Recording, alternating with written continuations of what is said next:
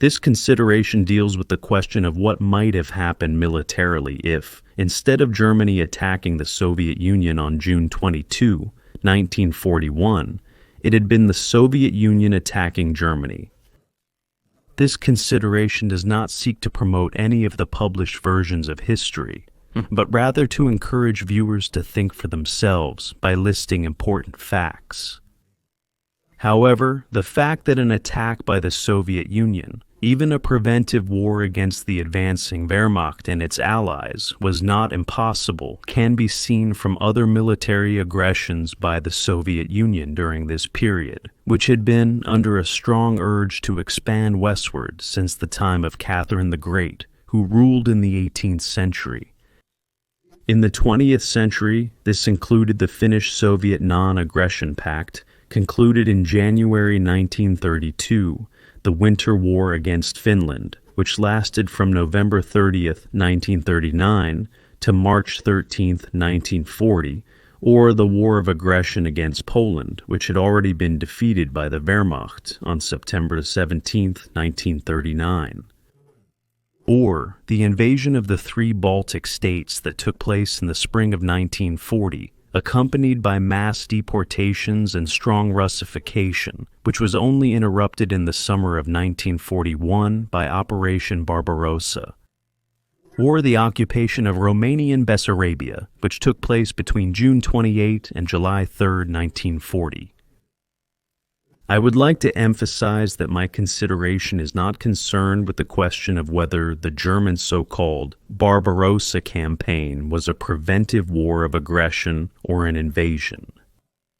However, in order to arrive at a balanced opinion on this question, the majority of German historians have settled on the term invasion.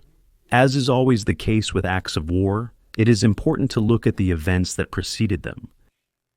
Depending on the source, Operation Barbarossa involved 3.8 million soldiers, up to 3,795 tanks, 3,077 armored vehicles, 5,369 aircraft, 23,435 artillery pieces, over 17,000 mortars, 600,000 horses, and 600,000 other vehicles.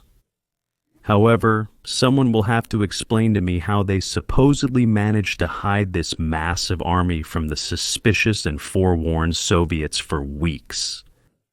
And that in a country hostile to Germany, namely Poland, which was conquered together with the Soviet Union in 1939, with the part occupied by the Germans being called the General Government, now with a direct border to the Soviet Union. It is well known and can be read everywhere that since the beginning of May 1941, Soviet agents from occupied Warsaw have been reporting to Moscow on German troop transports rolling eastward through Poland. And in addition to German divisions, there were also approximately the same number of Romanian, Finnish, Italian, Hungarian, and Slovenian large units, with a corresponding number of defectors shortly before the outbreak of hostilities. Not to mention the information received in Moscow from Soviet agents in occupied Prague, Bucharest, and Helsinki in Finland about the impending German attack from June 1941 onwards. It is also known that the Soviet dictator Joseph Stalin had been receiving detailed warnings from his foreign intelligence services since the summer of 1940 and had all the information about the impending attack on his desk by early summer 1941 at the latest. These included those sent in January 41 by German First Lieutenant Haro Schulze-Boysen, who was assigned to the attaché group in the Reich Air Ministry, where he processed incoming reports from the air attachés working in the various embassies abroad. After reading in them about the preparations of the Luftwaffe for the planned campaign against Russia, he passed on his knowledge to senior government counselor Arvid Harnack, who had been in contact with the Soviet intelligence service People's Commissariat for Internal Affairs since 1935 and was based in the Reich Ministry of Economics. At the end of March 1941, Schulze-Busen then informed a high-ranking People's Commissariat for Internal Affairs officer at Harnack's apartment that the attack on the Soviet Union had now been finally decided and would take place very soon. And when the talkative head of the Eastern Department in the Foreign Policy Office of the National Socialist German Workers' Party, the Russia-German-born in Odessa, Georg Leibrandt, boasted about Hitler's decision to attack within his circle of acquaintances, and Hanach learned of it, this information was also passed on to Stalin. Then, starting in May 1941, First Lieutenant Schulze-Busen passed on further secret military information to the People's Commissariat for Internal Affairs, including the almost exact date of the planned German attack. It can be assumed that other Nazi representatives also shared their knowledge, regardless of whether this was done in front of Russian, British, or American ears. Because especially the last two countries mentioned, Great Britain and the United States of America, had given numerous warnings both to Soviet diplomats and directly to Stalin, stating that all information pointed to a massive German attack on the Union of Soviet Socialist Republics. And finally, there were the two high-ranking intelligence officers of the Union of Soviet Socialist Republics, the head of the main directorate for state security, Vsevolod Merkulov, and the 31-year-old Pavel Fitian, head of foreign intelligence of the People's Commissariat for Internal Affairs. 5 days before the start of Barbarossa, on the 17th of June, 1941, they had been with Stalin and reported to him that, after evaluating numerous agent reports, it was certain that Germany was about to attack the Soviet Union. After all, it is known that the chief ideologist of the National Socialist German Workers' Party, the Baltic German Alfred Rosenberg, had announced to officials of the Reich Ministry of Economics, quote, "The concept of the Soviet Union must be wiped off the map," which was also on Stalin's desk on June 20th, 1941. According to consistent reports, Stalin ignored all warnings at the time and, on June 17th, also rejected Merkulov and Fitton's attempt to take immediate countermeasures in view of the impending German attack. It was only 4 days later, on June 21st, one day before the start of Barbarossa, that he gave the green light to Defense Commissar Marshal Semyon Timoshenko, who had been in office since May 1940, and Chief of the General Staff, Marshal Georgy Zhukov, to issue the order for combat readiness to the troops. But what do you think would have happened militarily if the Red Army had now turned the tables and attacked the Wehrmacht and Allied armies facing them? First of all, it should be mentioned that from July 1940, the General Staff of the Red Army had correctly assessed the situation and identified the Wehrmacht as the most dangerous threat to the Soviet Union. In the event of a German invasion, the main plan was that after repelling the attack, the Soviet units would advance further into Germany. All the results of the war games had always been forwarded to Stalin. But in March 1941, both the military leadership and the general staff decided that it was no longer worth, quote, wasting time on minor details. Instead, they should concentrate on a preemptive strike against the German forces that had not yet been deployed on the demarcation line. Whether Stalin ever saw this draft cannot be proven, but it would be a miracle if he did not. As for the direction of a possible main German attack, in October 1940, the Soviet General Staff saw it coming through the regions north of the Pripyat marshes into Belarus, which corresponded to the plan presented by General of Artillery Erich Marx on August 5, 1940, and later proved to be correct. Marx was killed in action during the fighting on the Kotentan Peninsula on June 12, 1944, in a low-flying aircraft attack northwest of the city of Salo. Stalin, on the other hand, saw the main focus of a German attack as being south of the Pripyat marshes, toward the economically important regions in Ukraine, which from then on became the basis of all later Soviet war plans, and the deployment of forces to defend against a possible German invasion. From August 1940, a week after Hitler had informally approved the plans for Barbarossa, British intelligence had succeeded in deciphering clear indications of plans to attack the Soviet Union from German Enigma messages via their so-called Ultra program, which had been immediately passed on to their allies in the USSR. But since Stalin, despite all his sweet talk towards the West, in reality distrusted all Western countries, he saw this as nothing more than an attempt to draw the Soviet Union into the war on the British side. However, similar warnings had also come from China around the 20th of June, namely from the communist leader Mao Zedong. He had obtained his information from one of his top agents, Yan Baowang, who had overheard the German military attaché's conversations at a reception and then passed the content on to Mao's comrade Chuen Lai. After Stalin had been warned more and more urgently from the beginning of 1941 by his own intelligence service, the British and American intelligence services, and in addition, the German communists living in Tokyo and top agent for the Soviet Military Intelligence Service, Dr. Rhea Paul Richard Sorge, had reported the exact date of the German attack to Moscow. Stalin now also accepted the possible danger of a German attack and issued general orders for extensive preparations, without, however, taking the risk of provoking Hitler. Thus, he had approved the State Defense Plan of 1941, which, together with the Mobilization Plan of 1941, provided for the deployment of 186 divisions as the first strategic echelon in 4 Western military districts and an additional 51 divisions along the Danube and Dnieper rivers as the second strategic echelon. These large formations were to carry out a joint counteroffensive against the German attacking forces. On June 22, 1941, the first echelon consisted of 171 divisions with a strength of 2.6 to 2.9 million soldiers, and the second echelon had 57 divisions, most of which were still in the process of mobilization.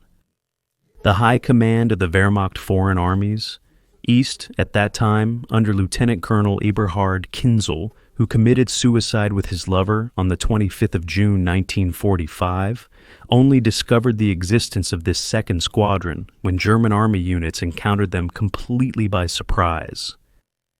In June 1941, the Soviet Air Force had a total of about 19,500 aircraft, making it the largest air force in the world. Of these, between 7,133 and 9,100 were stationed in the 5 Western military districts. Another 1,445 were naval aviators.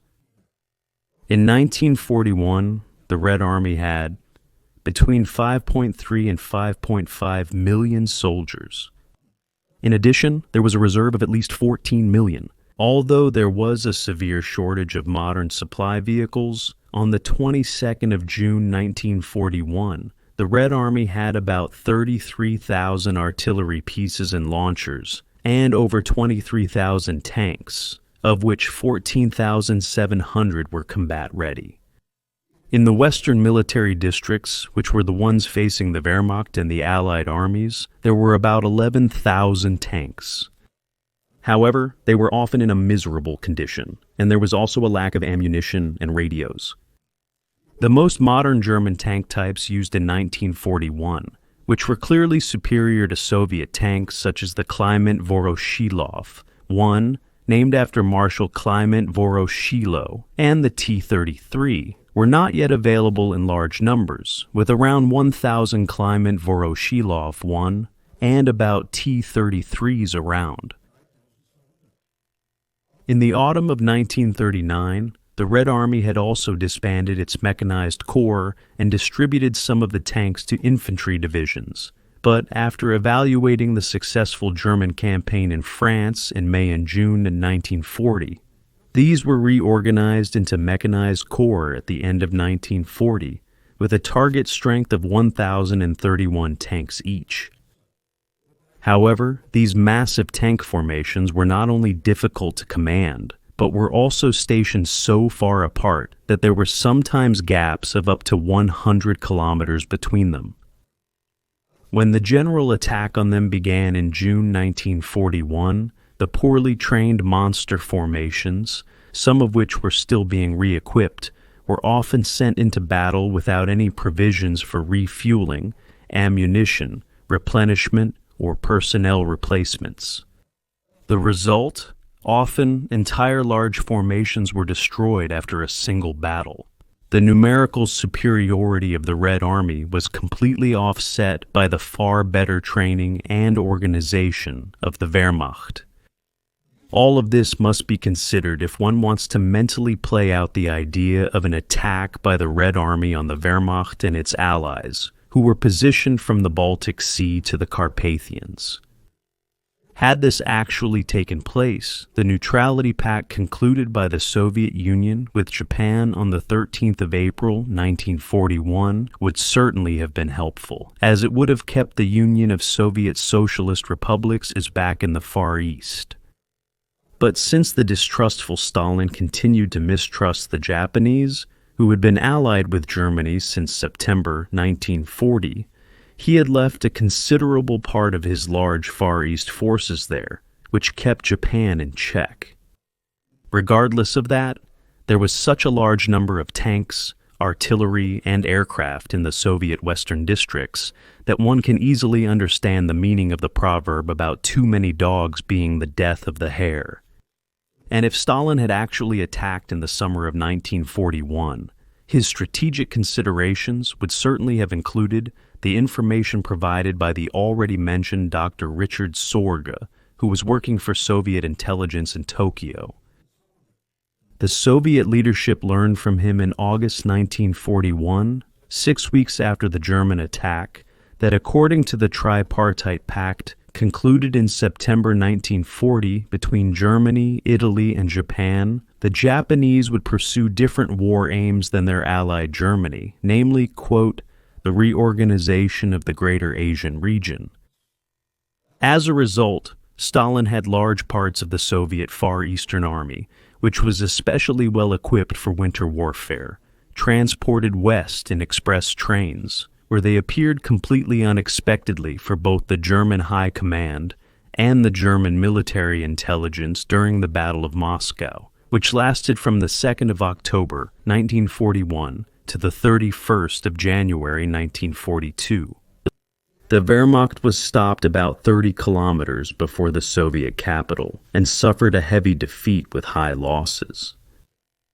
But now something comes into play that does not exactly support the thesis of the German preemptive strike of June 22, 1941. Because, as mentioned, the Red Army did have the numbers, but its character had hardly changed in decades. In addition, the head of German military intelligence, Admiral Canaris, during a lecture at the Führer's headquarters, based on the work of his departments as well as the observations of the longtime German military attaché in Moscow, the expert on the Soviet Union, General of Cavalry Ernst August Köstring, presented his assessment of the Red Army on several points. The Soviet Union does not meet the Western European Army standards in terms of leadership and training requirements. The Soviet General Staff is bold in its plans and professionally trained enough to be able to deploy and command even large army formations. The mid-level Russian leadership is pedantic and sluggish, while the lower-level leadership is lacking in both professional and character training. The Russian soldier is tough, frugal, and tenacious and stubborn in defense. He lacks discipline. His combat technique is partly primitive, but due to his quick learning and natural instincts, he will quickly acquire everything in which the Western European soldier is still ahead of him after a short period of combat experience. And regarding Russia's weaknesses, it was stated that the autocratic structure of the regime and the concentration of the entire apparatus in a few heads and in a few places were among them. The arrogance of the middle and upper Russian leadership, who attribute the victory over Karl XII and Napoleon Bonaparte solely to Russian capability and Russian territory. The vulnerability of a poorly developed transportation network to modern weapons, and the susceptibility of the primitive Russian soldier to the concentrated effects of modern weapons.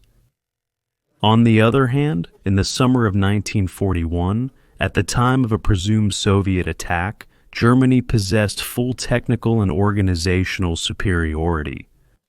The Wehrmacht had combat experience and had defeated all its European mainland opponents, Poland, France, Norway, and Yugoslavia, in a surprisingly short time. Its soldiers of all ranks were confident in their abilities.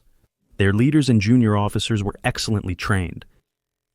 And there was even a parallel to the attack by the Red Army, which is only played out fictitiously here, namely what the Russians called the East Prussian Operation.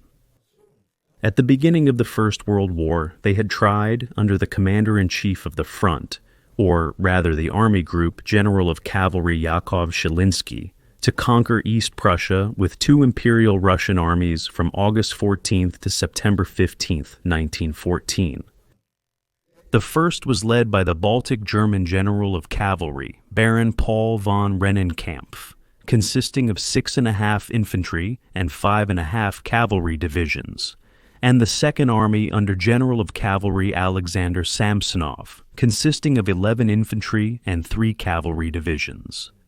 Thus, by mid-August 1914, the Russian Northwestern Front had about 420,000 soldiers against East Prussia in 22 infantry and 8.5 cavalry divisions, as well as 1,414 guns, including 24 heavy calibers and 54 aircraft.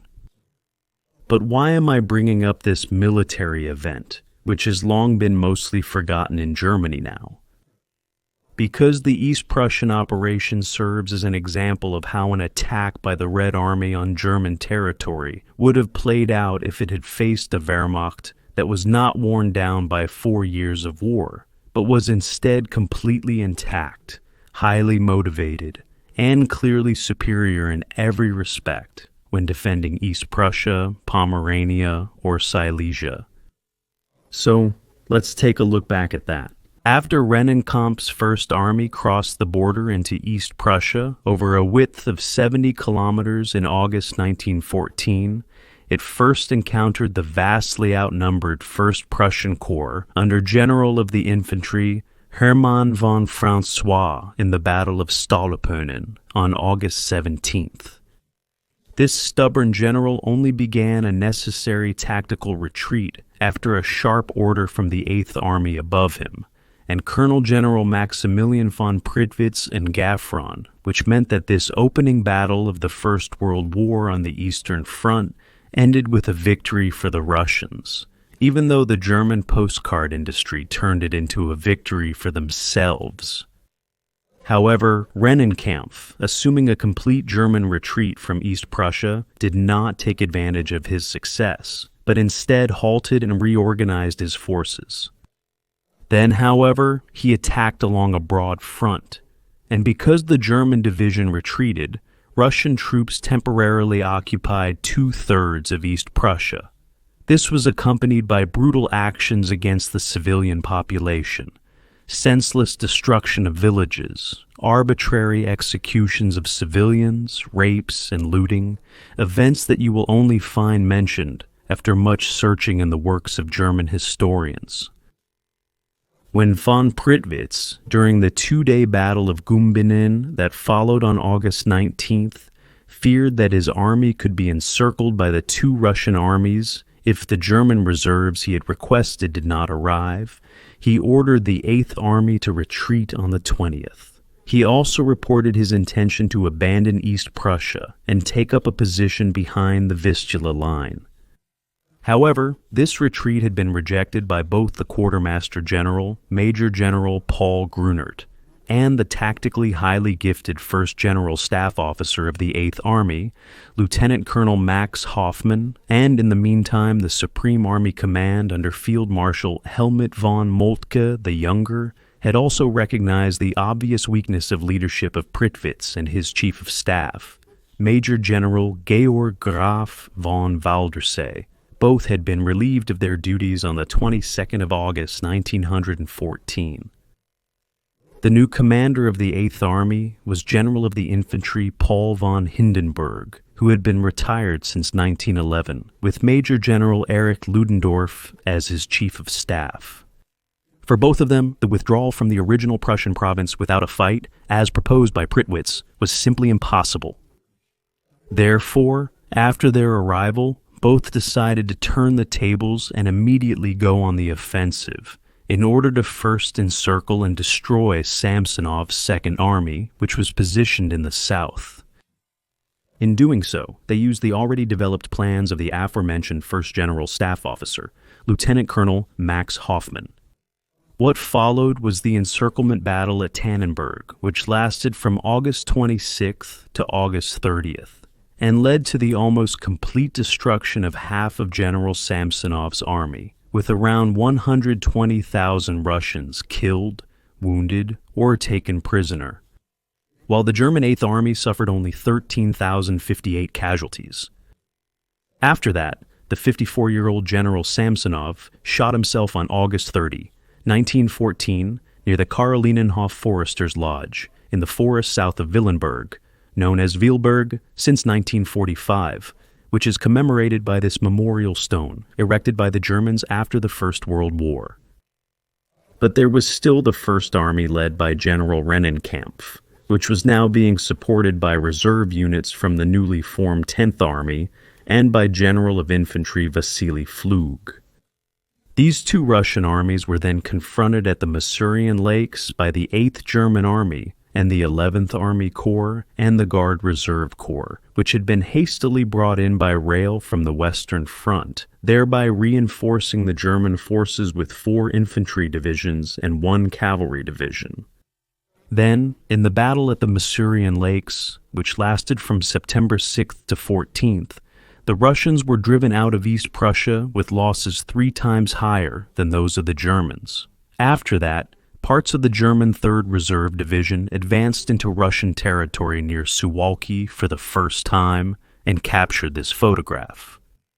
While the victory in the Battle of Tannenberg had been a strategic one, the victory at the Masurian Lakes was merely tactical, since the fiercely fighting remnants of Rennenkampf and Pflug soon managed to drive the Germans out of the Russian border regions again. It was only the winter battle in Masuria from February 7th to 22nd, 1915, that finally resolved the situation and kept the Russians permanently away from German territory.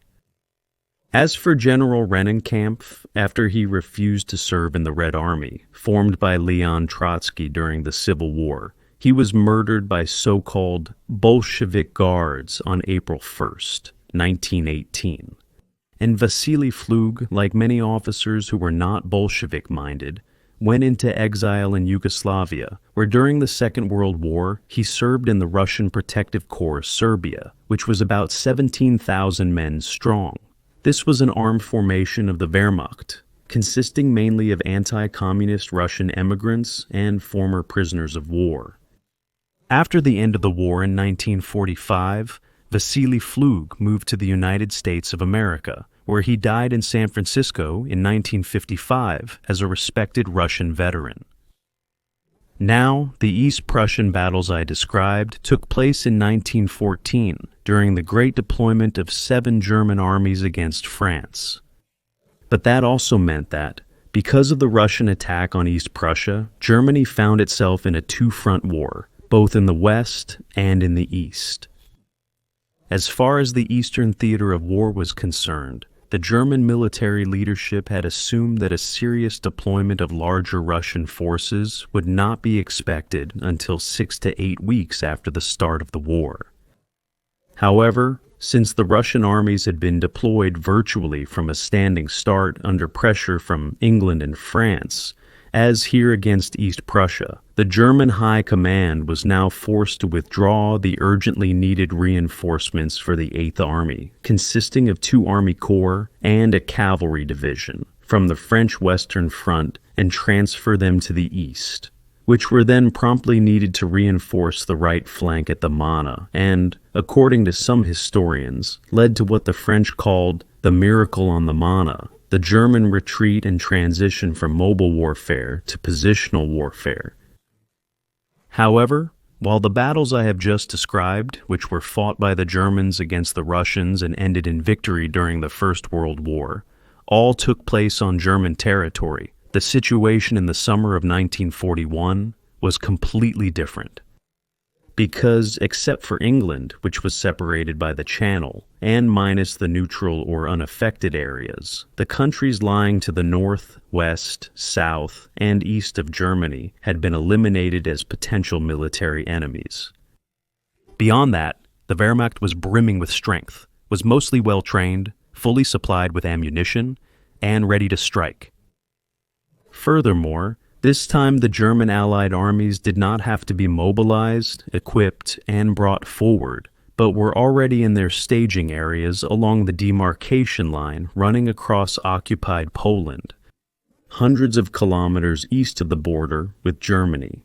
The map shows, on the left and outside, the blue-dashed Polish border before the German-Soviet attack in September. In green is the so-called general government established after the occupation of Poland, and in red is the demarcation line after the division of Poland between Germany and the Soviet Union. Now I ask you, what do you think would have happened if Stalin, as is often suggested in literature, had planned an attack on this German, Romanian, Finnish, Italian, and Hungarian army, which was supposedly only thwarted by Hitler's so-called preemptive strike that is also frequently discussed? It is well known that Stalin and his generals assumed that the Red Army would not be ready to defend against the Wehrmacht before 1942. The main reason for this was especially the years 1936 to 1938, during which Stalin's Great Terror took place, costing millions of lives, executions, thousands of high-ranking Soviet officers, including those 4 capable marshals, whose replacements could not simply be conjured out of thin air. If we summarize all this, including Stalin's undoubted extensive knowledge of the planned German attack, and objectively assess the Red Army's chances against the, I repeat, powerful Wehrmacht, including its allies, I have no doubt that a Red Army attacking in the summer of 1941 would not only have suffered incredible losses, but that it would also have heralded the end of the Stalinist terror system, which was responsible for the deaths of at least 20 million people, most of them citizens of their own country. Which brings me back to reality, where Germany and its allies attacked the Soviet Union on the 22nd of June, 1941, and not, as in the previous thought experiment, the Soviet Union attacking the Wehrmacht. And that is simply a fact,